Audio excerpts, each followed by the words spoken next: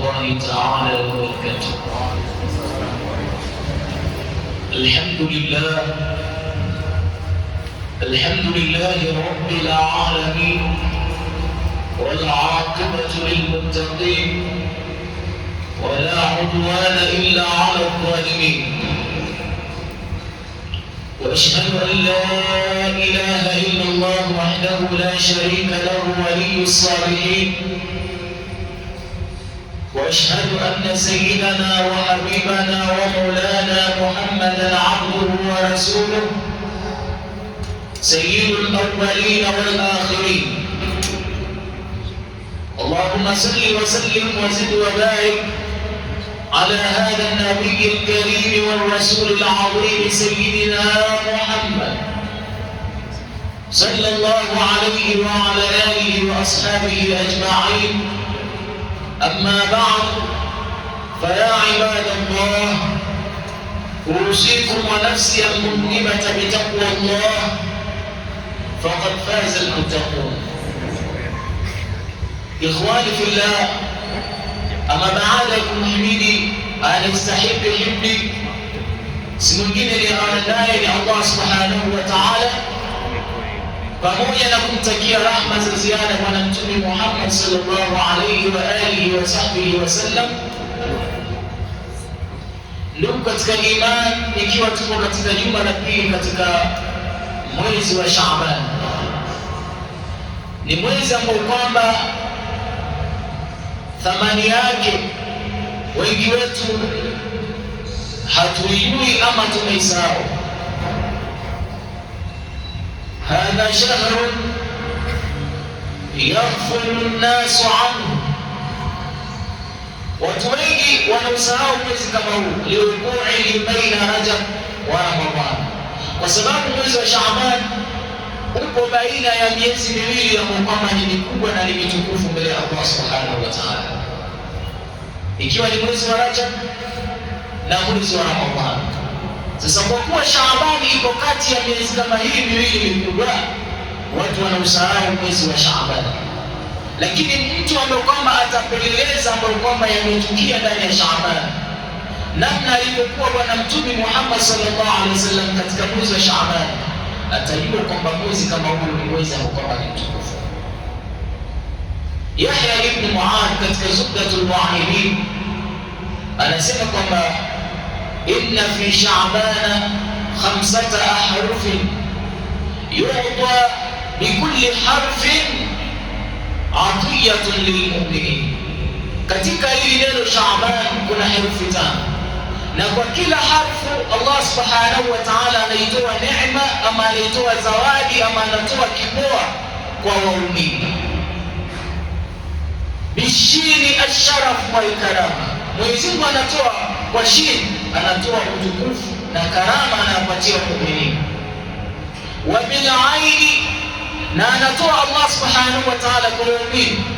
Katika hii harfu ya ain anatoa nini? Al-izzatu, anatoa izza. Wa bil ba'i, na anatoa Allah subhanahu wa ta'ala katika al-ba', katika bei anatoa nini? Al-birr, anatoa wema. Wa bil alif al-ulfa, na Mwenyezi Mungu anatoa katika hii harfu al-alif, anatoa ulfa, kuzoewa na kupendwa na watu. Wa bil nuni nur, na Mwenyezi Mungu anaitoa nur katika hii harfu ya mwisho katika neno Shaaban. Kwa hiyo mwezi mtukufu wa Shaaban ni mwezi ambao kwamba ni mkubwa mbele ya Allah subhanahu wa ta'ala.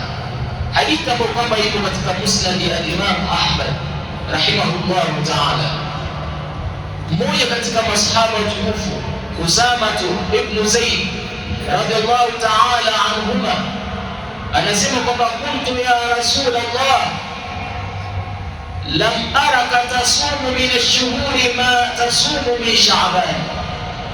Usama ibn Zaid hibbi Rasulillah sallallahu alaihi wasallam anamwambia Mtume Muhammad sallallahu alaihi wasallam, anamwambia sijawahi kuona wewe ya Rasulullah ukifunga katika miezi namna unavyofunga katika mwezi wa Shaaban. Mtume Muhammad sallallahu alaihi wasallam anamjibu kipenzi, mtoto wa kipenzi chake Usama ibn Zaid radhiallahu ta'ala anhuma, anamwambia dhalika au dhaka shahrun yaghfulu an-nasu anhu baina Rajab wa Ramadhan. Huu ni mwezi ambao kwamba watu wanajisahau nao, uko baina ya Rajab na baina ya Ramadhan. Mwezi kama huu watu wanajisahau. Sasa Mtume Muhammad sallallahu alaihi wasallam akawa anafunga sana, kama na Aisha alipokea katika Sahih Bukhari na Muslim kwamba Mtume Muhammad sallallahu alaihi wasallam hakuwahi kumwona akifunga wingi zaidi anapofunga katika mwezi wa Shaaban. Kisha Mtume sallallahu alaihi wasallam akamwambia Usama ibn Zaid radhiallahu ta'ala anhu, anamwambia kwamba wa huwa shahru, na hiyo Shaaban ni mwezi turfa'u al-a'malu ila rabbil alamin azza wa jalla, zinarufaishwa a'mal, matendo ya watu yanapelekwa kwa Allah subhanahu wa ta'ala, mwaka mzima yanapelekwa katika mwezi wa Shaaban. Fa uhibbu an yurfa'a 'amali wa ana sa'im. Mtume Muhammad sallallahu alaihi wasallam, sikiliza maneno yake, anasema fa uhibbu, basi mimi nikapenda kwamba amali yangu inaporufaishwa kwa Allah niwe nimefunga. Mtume yeye ghufira lahu ma taqaddama min dhanbihi wa ma ta'akhkhara, ameshasameheka. Japokuwa yeye ni maasum, hana dhambi, lakini amesameheka. Hata ukifikiria kwamba ana dhambi ya Mtume amesameheka, lakini anasema kwamba mimi nilifunga hii Shaaban sana kwa sababu nataka kwamba amali yangu inakupeleka kwa Allah niwe nimefunga. Kwa sababu gani? Tunaambiwa kwamba ni kulli shay'in babu, kila kitu kina mlango, wa babu al-ibadati as-siyam, na mlango wa ibada ni as-siyam.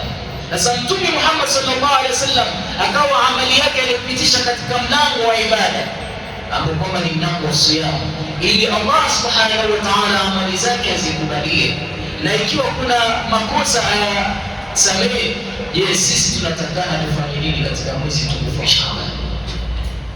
Huu ni mwezi ambao kwamba ni mkubwa, na ukitaka kuyajua haya, ulama wanasema kwamba qad hasala fi Shaaban fi zamani nabii sallallahu alaihi wasallam hadithatani adhimatani tarikhatani. Ulama wanasema kwamba katika mwezi wa Shaaban kumepatikana matukio mawili makubwa, matukio ambayo kwamba ni ya kitarikhi, ni ya kukumbukwa zama na zama, hayatosaulika katika tarikhi ya Kiislamu. Al-ula, tukio la kwanza ni tukio gani? Muujizatul inshiqaqil qamar, ni muujiza wa kupasuka mwezi. Mwezi ambao kwamba tunauona kuna siku ulipasuka kwa sababu ya Mtume Muhammad sallallahu alaihi wasallam. Hii yote ni muujiza kumpatia nguvu bwana Mtume Muhammad sallallahu alaihi wasallam. Hadathat ta'yidan lin-nabii sallallahu alaihi wasallam wa tadlilan ala da'watihi. Hili jambo lilitokea kwa ajili ya kumtilia nguvu Mtume Muhammad sallallahu alaihi wasallam na kumpatia nguvu na kutoa dalili katika da'wa ambayo kwamba anaifanya.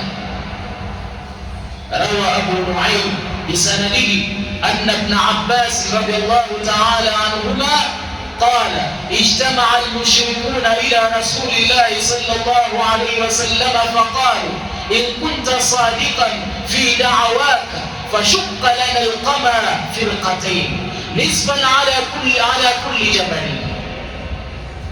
Abu Nu'aym anayepokea hadithi riwaya ambayo kwamba imetoka kwa Abdullah ibn Abbas ibn al-Umma radiyallahu ta'ala anhuma.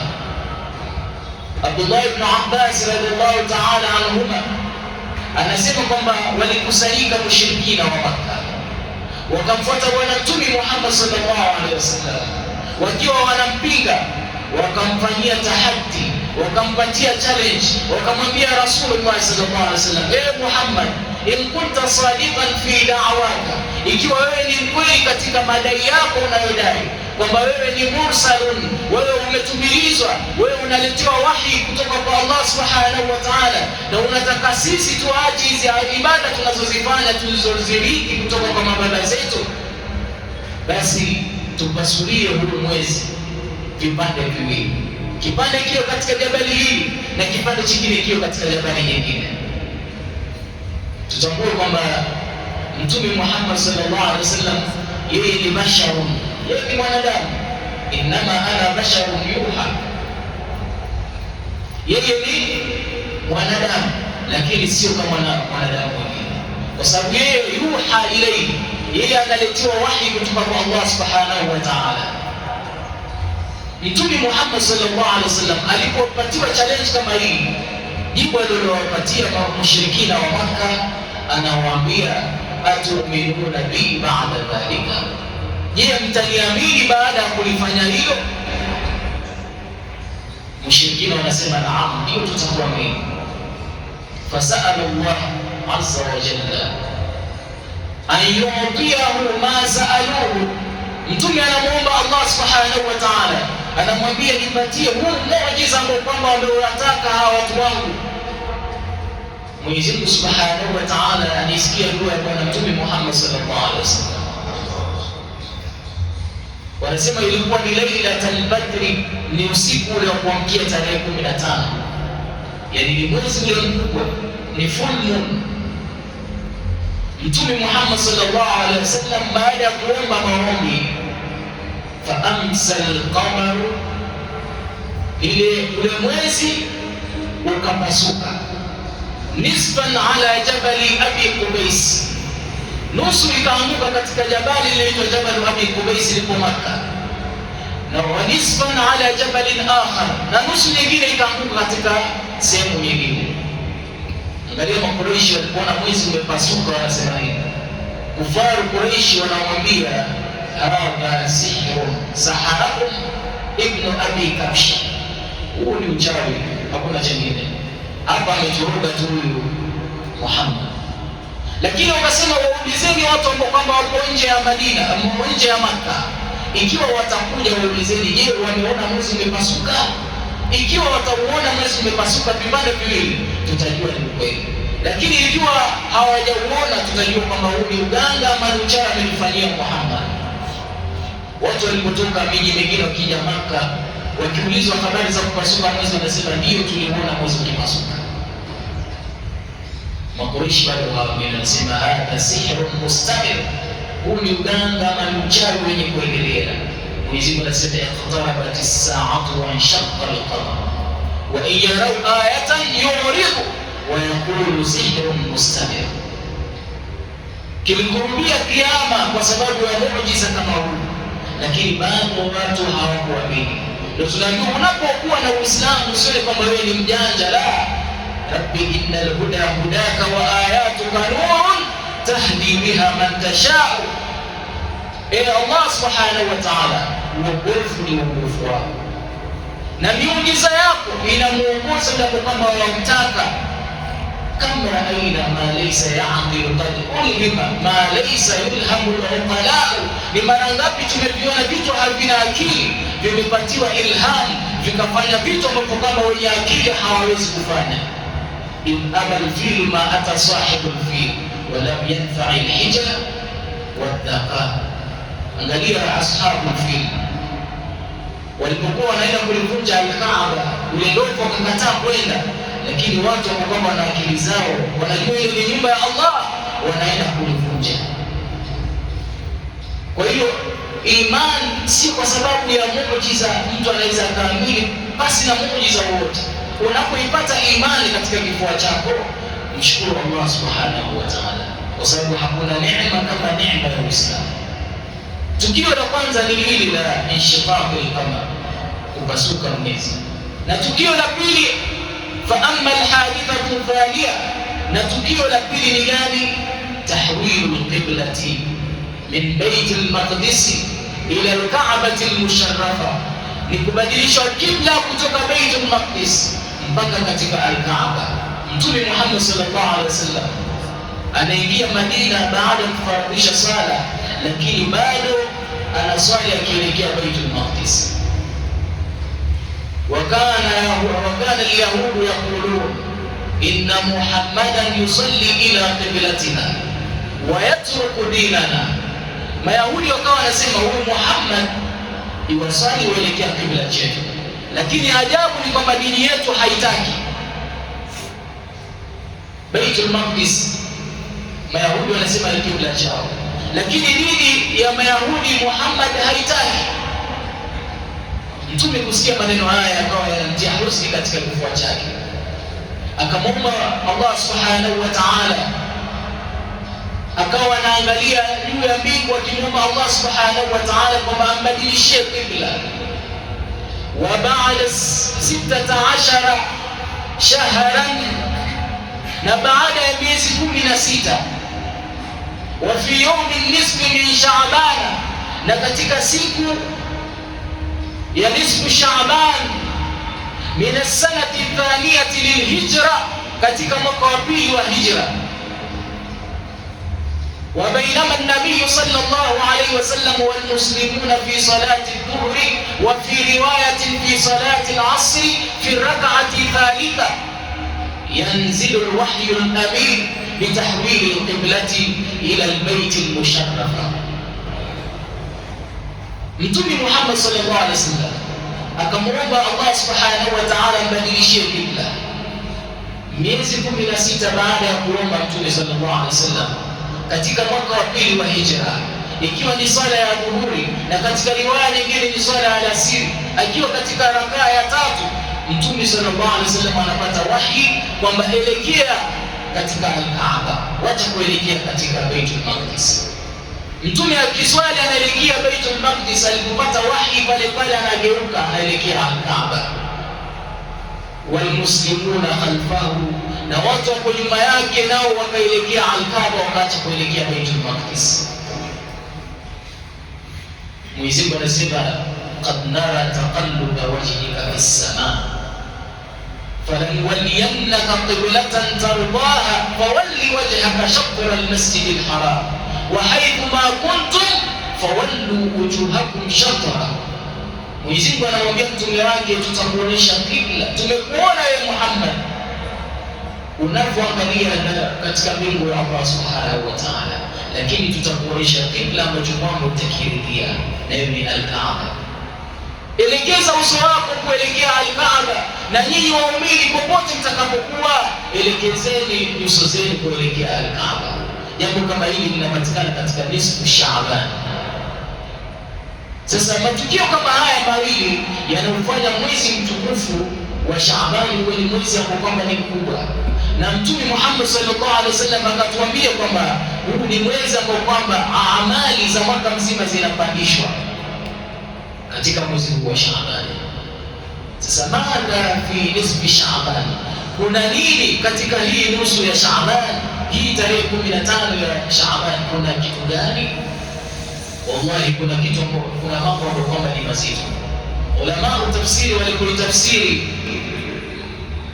ayati katika sura ad-Dukhan, mwanzo wa sura ad-Dukhan, Mwenyezi Mungu aliposema hamim wal kitabil mubin inna anzalnahu fi laylatin mubarakah, wakasema kwamba laylatul mubarakah uliokusudia hapa ni laylatul nisfi min Sha'ban, lakini wengi wakasema kwamba ni laylatul qadr. Fiha yufraqu kullu amrin hakim, ndani ya huo usiku unapambanuliwa kila jambo ambalo kwamba ni mubram na Allah subhanahu wa ta'ala kwa hikma zake. Ulama wakaelezea wengi kwamba ndani ya usiku kama huu wa lailatul nisfi min Sha'ban ni usiku ambao kwamba yule Israeli anapatiwa lile hukumu, na watu ambao kwamba hawatofika nisfu Sha'ban inakuja, anaambiwa hawa ni watu ambao kwamba watafariki. Sasa Israeli anasema kwamba katika ajabu utamwona mwanadamu hapo ndio anajenga nyumba, kumbe hatofika atamaliza hata miezi miwili. Mwingine ameenda kupeleka viatu, anasema niwekee soli ambayo kwamba itamaliza miaka 10 havimaliziki, kumbe kesho wanaingia katika lahdi. Sasa usiku kama ule usiku mzito, wanasema kwamba Mwenyezi Mungu Subhanahu wa Ta'ala ndio anatoa budget ya mwaka mzima, mvua itakayoonyesha mwaka mzima mpaka nisfu Sha'ban inakuja, riziki itakayotolewa nisfu mpaka nisfu Sha'ban inakuja, jua litakavyowaka mpaka nisfu Sha'ban inakuja. Kwa hiyo ndani yake kuna mambo ambayo kwamba ni mazito, na Aisha radhiallahu ta'ala anha anasimulia kwamba siku moja alimkosa Bwana Mtume Muhammad sallallahu alaihi wasallam. Alipomkosa Mtume Muhammad sallallahu alaihi wasallam, sema faida huwa bilbaqii rafi'a ra'sahu ila as-samaa, anaenda kumpata sehemu inaitwa Baqi', ni sehemu ambapo watu wanazikwa muumini katika mji wa Madina. Alipompata sehemu kama hii, Mtume ameelekeza uso wake mbinguni, anamuomba Mwenyezi Mungu Subhanahu wa Ta'ala. Mtume anashangaa, Aisha anamnyemelea, anamuuliza unaujua ni usiku gani huu? Anaambia huu ni usiku wa lailatul nisfi min Sha'ban, yanzilu Allah ila samai dunia, Mwenyezi Mungu anateremka mpaka mbingu ya dunia. Kisha Mwenyezi Mungu akiteremka mpaka mbingu ya dunia, fayaghfiru lilmu'minina akthara min adadi ghanami bani Kalb. Mwenyezi Mungu anawasamehe katika waja wake ama viumbe wake, anawasamehe wingi zaidi kuliko wanyama wa kabila. Akthara min adadi sha'ri ghanami bani Kalb, anawasamehe wingi zaidi kuliko nywele za wanyama wa kabila la Bani Kalb. Hili ni kabila walikuwa likisifika kwa wanyama wingi. Sasa wale wanyama wao, idadi ya zile nywele, Mwenyezi Mungu Subhanahu wa Ta'ala anawasamehe. Katika hadithi nyingine imekuja, inna Allaha la yattali'u ala ibadihi laylatan nisfi min Sha'ban, Mwenyezi Mungu anachomoza kwa waja wake katika usiku huo wa nisfu Sha'ban. Akichomoza anawasamehe waja wake wote, illa limushrikin, isipokuwa mshirikina wa mushahidi, na mtu kwamba ni mwenye ugomvi na ndugu yake Muislamu. Yani katika usiku kama huu wa lailatul nisfi min Sha'ban, Mwenyezi Mungu anawasamehe waja wake wote, isipokuwa tu mtu kwamba ni mshirikina na mtu kwamba yuko na ugomvi na ndugu yake, labda hana makosa yoyote, swala anaswali, si mzinifu, hana makosa mengine yoyote, swala haji, anafanya sunna, anafunga sunna, lakini tatizo alilokuwa nalo huyo mtu ni kwamba yeye yuko na chuki na ndugu yake. Na chuki kama ile, sababu ya chuki ni yeye mwenyewe tu, nafsi yake, sio kwamba anamchukia kwa sababu ya Mwenyezi Mungu Subhanahu wa Ta'ala. Ni mwenyewe tu kwamba mimi nimeamua nimchukie, namchukia billahi, namchukia kwa ajili ya Mwenyezi Mungu. Yani sio kwamba ni kwa ajili ya Mwenyezi Mungu kwa sababu yule mtu ana makosa, la, anamchukia tu kwa sababu mwenyewe anaona kumchukia ndio ni kitu ambacho kwamba kinafaa kwake. Mtu kama huyu anakosa msamaha wa Mwenyezi Mungu Subhanahu wa Ta'ala. Sasa tujiulize sisi, je, hatuna ugomvi baina yetu na ndugu zetu? Na mtu muumini haifai kumkura ndugu yake zaidi ya siku 3. Lakini kuna watu wanaishi miaka, mtu tumbo lae ndugu yake tumbo moja, lakini hazungumzi naye, hamsalimii. Na labda wanaishi nyumba jirani, lakini hawasalimiani wala hawaongei, na pia wamewekeana ahadi kwamba nikifa usije kunizika. Je, unajua hasara iliyokuwa mbele ya Allah Subhanahu wa Ta'ala? Mwenyezi Mungu ametoa ofa hii katika lailatul nisfi min Sha'ban, anawasamehe kila mtu, lakini kwa sababu ya chuki yako na Muislamu mwingine, ile chuki inakuwa ni sababu ya kukosa msamaha wa Mwenyezi Mungu Subhanahu wa Ta'ala. Katika hadithi nyingine pia kuelezea ubora wa siku kama hii ya lailatul nisfi min Sha'ban, Mtume Muhammad sallallahu alaihi wasallam akawataja wengine, akasema kwamba Mwenyezi Mungu anawasamehe watu wote isipokuwa mudminil khamr, mwenye kwamba ni cha pombe. Yani mtu kawa yeye na pombe hawajani, mwenye kulewa kila siku, huyo Mwenyezi Mungu hamsamehe. Wa musiru bizina, na mtu kwamba ni mzinifu mzoefu, yani yeye kazi yake ni usinifu, huwezi kumwacha. Kwa mtu yani ndio kipaji chake mwenyewe, anajisifia nje kwamba mimi alhamdulillah, mimi na biki tu mwapiga vita hapa, nikizungumza mimi 3 tayari ashanielewa. Mtu kama huyo. Wa aquli walidain, na mwenye kuwatukanisha, kuwakosesha ihsani wazazi wawili. Ikiwa una swali lakini wazazi wawili hawana radhi yako, basi itakuwa ni mushkil mbele ya Allah subhanahu wa ta'ala, kwa sababu Mwenyezi Mungu subhanahu wa ta'ala baada ya ibada, kitu cha pili alichokileta ni kuwafanyia ihsani wazazi wawili. Walmushahid wasahir, na mchawi ama mganga. Walmushahid, na mtu kwamba ana utesi na nafsi zake.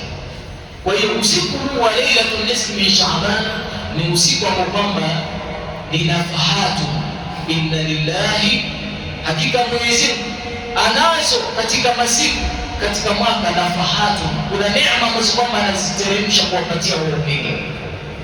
Na sisi ummati Muhammad sallallahu alaihi wasallam ni ummatun marhuma, ni umma ambao kwamba ni wenye kusikitikiwa na Allah subhanahu wa ta'ala. Sisi ni wadhaifu wa mwili, ni wadogo wa mwili, hatuna nguvu, na pia ni wadogo wa umri wetu ni mdogo, baina 60 wa 70, wa qalilu man yujawizu dhalika, ni baina 60 na 70, ni wachache sana ambao kwamba wanapita baada ya hapo. Na mtu labda pia akipita hiyo miaka 70 hana furaha tena, kutembea hawezi, kuswali hawezi kuswali isipokuwa katika kiti. Sasa Mwenyezi Mungu Subhanahu wa Ta'ala ametuwekea ofa nyingi za kufanya sisi tuingie katika rahma yake. Moja katika ofa ni kupata usiku kama wa Lailatul Nisfi min Sha'ban. Na Mtume Muhammad sallallahu alaihi wasallam alikuwa akimuomba Allah Subhanahu wa Ta'ala. Huo ni usiku ambao al-Imam Shafi'i rahimahullahu ta'ala anasema ad-du'a yustajabu fi 5 layali, dua inajibiwa katika usiku 5. Fi lailati al-jum'a, katika usiku wa kuamkia Ijumaa. Kama usiku wa jana kuamkia leo, basi dua ni makbul, dua ni mustajabu. Ukimwomba Allah Mwenyezi Mungu Subhanahu wa Ta'ala anakupatia unachotaka. Wa lailatul eidain, na usiku wa Eidul Fitri na usiku wa Eidul Adha. Wa awwalu lailatin, na usiku wa kwanza min shahri Rajab, katika mwezi tukufu wa Rajab. Wa lailatul nisfi min Sha'ban al-mubarak, na usiku wa tarehe 15 wa nusu ya mwezi tukufu wa Sha'ban. Kwa hiyo hizi ni ofa kwamba sisi tumuombe Allah Subhanahu wa Ta'ala, na Mwenyezi Mungu Subhanahu wa Ta'ala ni aqrab. La taqsid al-makhluqa wa rabbuka aqrab, usimkusudie kiumbe yoyote aliyakuwa Mola wako yuko karibu sana na wewe. Man yaqsid al-makhluqa la shakka yata'am, yoyote ambaye anakusudia kiumbe kama ule atapata tabu. Hata mimi nikakwambia kwamba wewe kila siku ndio uchukue 1000, mwezi ukimalizika tutakuwa nishakuchoka. Nimekwambia mwenyewe kwamba ni njoo chukua, lakini siwezi kwamba kila siku nikubali unione, hata kama ile pesa haijapungua imezidi, lakini utaona kwamba nakuchoka. La tasalanna bunayya adama hajatan wasali alladhi abwabuhu la tuhjabu, msimuombe mwanadamu haja yako yoyote, muombe yule kwamba milango yake haifungi. Ikifika usiku sisi wanadamu tunafunga milango, lakini Mwenyezi Mungu ndiye anayefungua milango. Anauliza hal min mustaghfir, kuna mtu kama anataka msamaha nimpatie msamaha wangu? Kuna mtu ambaye hal min hajati, kuna mtu mwenye haja yoyote nimpatie katika haja yake? Kuna mtu ambaye kwamba ni mgonjwa nimpatie shifa katika magonjwa yake?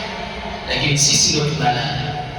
Wasali alladhi abwabuhu la tuhjab, Allahu yaghdabu in tarakta suala.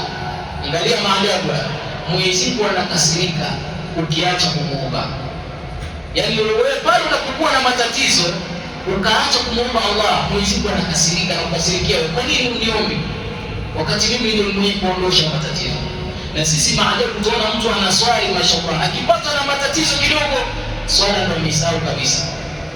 Na pale ambapo kwamba umepata na matatizo ndio urudi kwa Allah, ama yujibu al-mutarra idha da'ahu, Mwenyezi Mungu ndo anampatia yule ambaye kwamba amesongeka, yule ambaye kwamba ameshikika na matatizo. Sisi badala ya kurudi kwa Allah tunapopata matatizo ndio tunaikimbia misikiti, tunakimbia miswala, tunakimbia rakaat.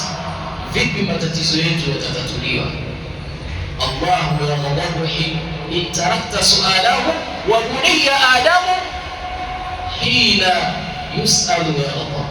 Wanadamu sasa anapoombewa anakasirika. Ukitaka kudumu na rafiki yako usimuombe anachoomba. Katika kanuni za urafiki, ikiwa unataka rafiki yako kwamba asikuchukie, kila siku muwe ni marafiki, basi hata ukiwa na matatizo usimwambie. Utaona yule kila siku kosani naye. Lakini ukianza tabia kila tatizo unamuelezea, akiona simu anajua hiyo ni mkuki, ama hiki ni kibomo na pigo. Kwa sababu gani? Mwanadamu hapendi kuombewa, lakini Allah subhanahu wa ta'ala yaghdabu in tarakta su'alahu, anakasirika Allah subhanahu wa ta'ala tunapoacha kumwomba yeye Allah subhanahu wa ta'ala. Sasa hakuna katika masiku mazuri ya kumwomba Allah kama masiku tuliyokuwa nayo, hasa katika usiku huu wa Lailatul Nisfi min Sha'ban. Turudi kwa Allah subhanahu wa ta'ala, tumuombe yeye, matatizo tuliyokuwa nayo yote yataondoka. Mwenyezi Mungu subhanahu wa ta'ala yeye ndio qadir, yeye ndio mwenye kuweza. Kuangalia Mtume Muhammad sallallahu alaihi wasallam katika hili tukio la kupasuka mwezi, yaqini yake aliyokuwa nayo sallallahu alaihi wasallam, alipoambiwa kwamba wanataka mwezi upasuke vipande viwili, Mtume Muhammad sallallahu alaihi wasallam alisema nini? Atu'minuna bi ba'da dhalika, yamtaniamini baada ya hiyo.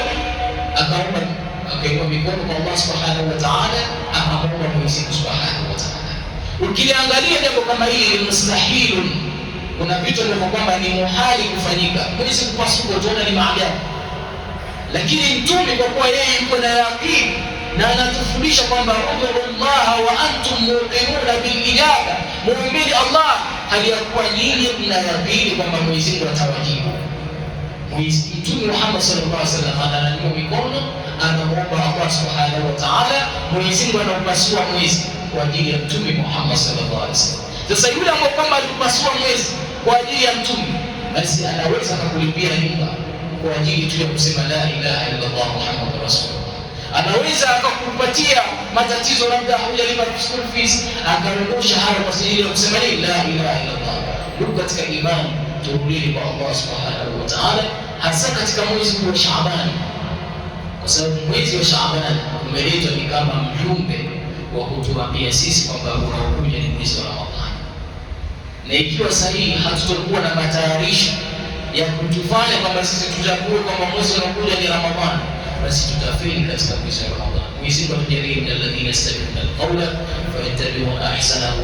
Sallallahu alaihi wasallam Muhammadin wa ala alihi wa sahbihi.